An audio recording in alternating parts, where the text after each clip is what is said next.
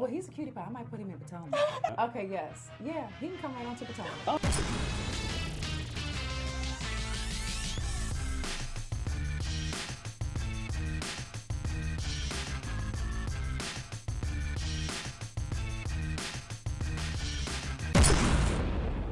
What's up, y'all? It's your boy Richie Scott, and we are back with another video. I want to thank you guys so much for tuning into the channel. Listen, if you haven't already done so, make sure you guys hit the subscribe button down below. Hit that notification bell button so you can be clued into when we drop new content right here on this channel. Now, I want to get into the news, okay? Because we got to talk some things, Real Housewives of Potomac. And to me, this is a bit of disturbing news, and I'm going to tell you why. I'm going to break down past examples. But before we actually do that, guys, I just want to say a huge congratulations to Miss Camille Grammer, because she is back on the Real Housewives of Beverly Hills. Oh, yes. And she's back in a part-time capacity, so she will be a friend of the show this season. Now, the ladies are in month 3 of filming, okay? And apparently the footage was so boring that they had to go back in and bring Camille Grammer back into the fold to bring back the diamonds and the drama, okay? Now, at this point in time, you got 8 ladies filming this show, and now you need a 9th to have some drama. Something's going on there. But Camille actually plays a factor into what we're going to be talking about today with regards to Real Housewives of Potomac. So let's get into it. Now, our friends over at the Black Socialite, and I do mean our dear friends, because they have been such a support for my channel, and I want to definitely be a support for their platform. They've basically given us a little bit of inside information about what's going on behind the scenes during the filming of the Real Housewives of Potomac for season 5, and it's not looking good. So get into this, okay? Now, they're saying, according to sources, a few of the ladies want fellow cast member Monique Samuels fired. Oh yes, they're saying that it all stems from the recent wig toss or snatch and grab or whatever the altercation was between Monique and Candiace Dillard at a local vineyard a few weeks ago. Now, the easiest way for them to get rid of Samuels is allegedly to ice her out and stop filming with her.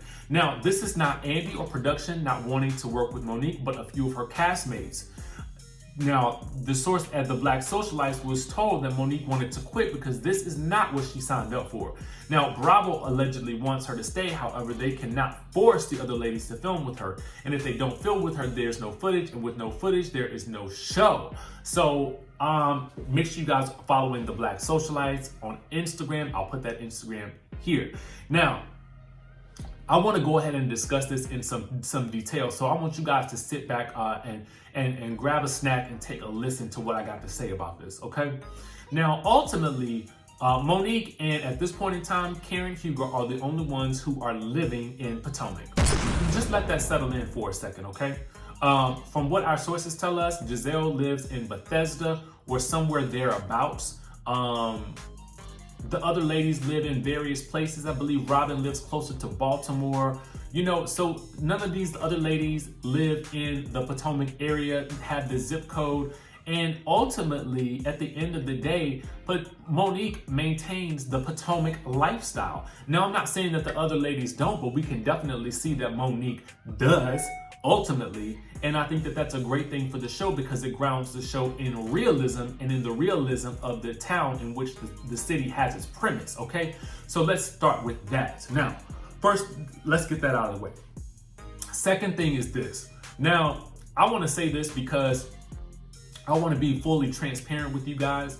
You know, as you guys will recall, I went to watch What Happens Live last week with my best friend, Riley Knox. Now, Riley and I have been great friends for years, but Riley has also been friends with Monique for longer than I've been friends with her. They were friends from way back in the day, okay? Back when Monique was a rapper and her name was Hazel, okay? So they have a very long-standing friendship. Now, so I do know that, you know, for me, if someone is cool with one of my best friends, then they are usually gonna be cool with me in my book. Now, that's not to say that I dislike Candiace, because I don't. I absolutely do not dislike Candiace. You know, people came for her a lot this season, and I felt like I had her back 100% because Candiace was one of the first Housewives of Potomac that I actually interviewed when I was working back at AfterBuzz TV. To me, she's always been lovely, supportive, and she's always, you know, sent great messages and stuff like that. So, you know, if you're nice to me and you're cool with me, then I can't have any type of beef with you. So I don't have a dog in this particular fight, other than the fact that I would like for the ladies to work it out at some point. You understand what I'm saying? So I wanted to be fully transparent about where I lie on the spectrum of, you know, either knowledge of the person or friendship with or association with in some way, shape, or form. I'm not friends with either of these ladies, but I do know of them in various capacities. And I've spoken more to Candiace via like social media and that sort of thing, as well as the interview. So let me put that out there as well. But what I want to tell you guys is that we have seen this storyline play out before. We have seen the storyline where someone has been deemed too aggressive, too violent, too messy, to whatever it is for the rest of the castmates, and we've seen how that's played out. And let's work down examples one by one, okay? Because we just saw that with OG on the Basketball Wives, all right? First things first.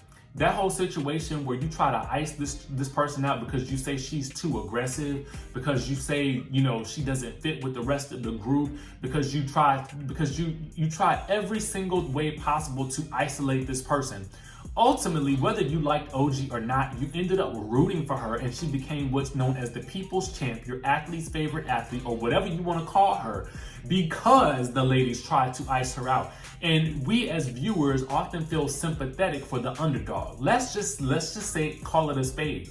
OG was the underdog on Basketball Wives, and now she has come out as one of the top rated players on the franchise because so many people rallied around her and her cause.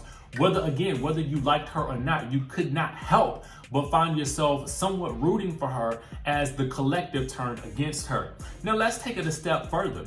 Let's go back, because I want to also look at Miss Porsha Williams, okay?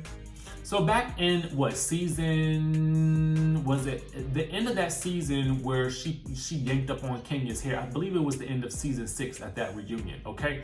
Where she basically, you know, had enough of Kenya basically talking to her with the scepter and with the megaphone, yanked her weave and all of that. Then this happened to her not once, but twice. So season 9, after the whole lesbian gay and dungeon and the sex dungeon, it was Kandi and Phaedra and all the lies allegedly that Phaedra told to Porsha.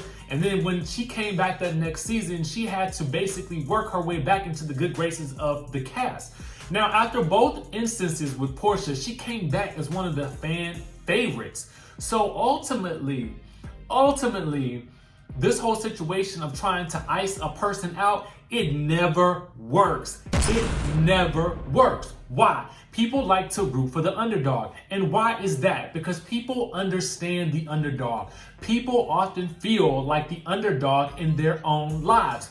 People relate to an underdog because most people have had some situation where they had to be the only person that did not fit in with the masses, which tells us that most people don't feel like they fit in with the masses. Most of us at various points in our lives feel like the underdog because we often feel like we are misunderstood, that no one understands us, and that we are on our own, okay? We are on our own. And that is why most of us can relate to these characters. You understand what I'm saying?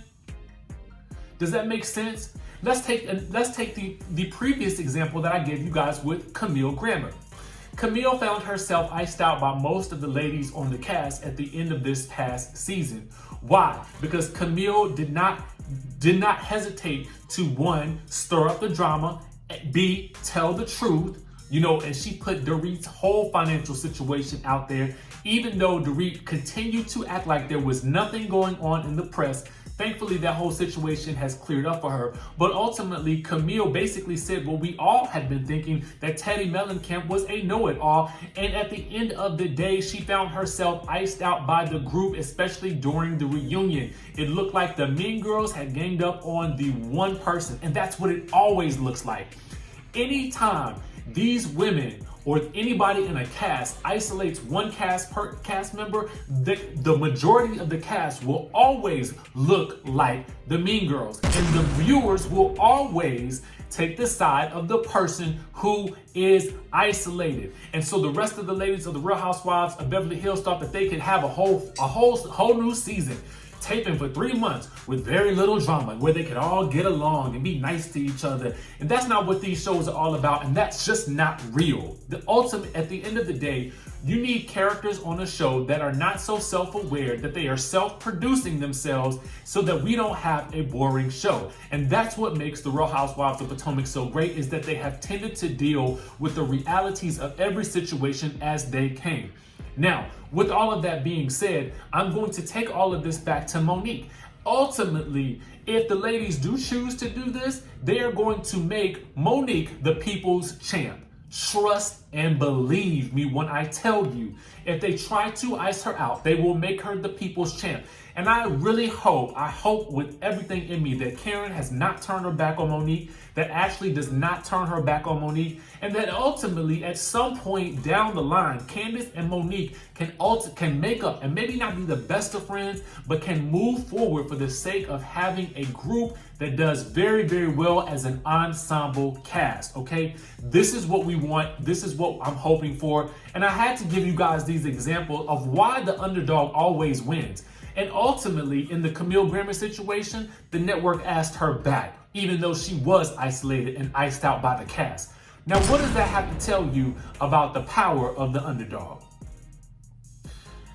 Anyway, I say all that to say, listen, Real Housewives of Potomac, don't be trying to ice out no cast members. It's not gonna work out well for you in the end if you do.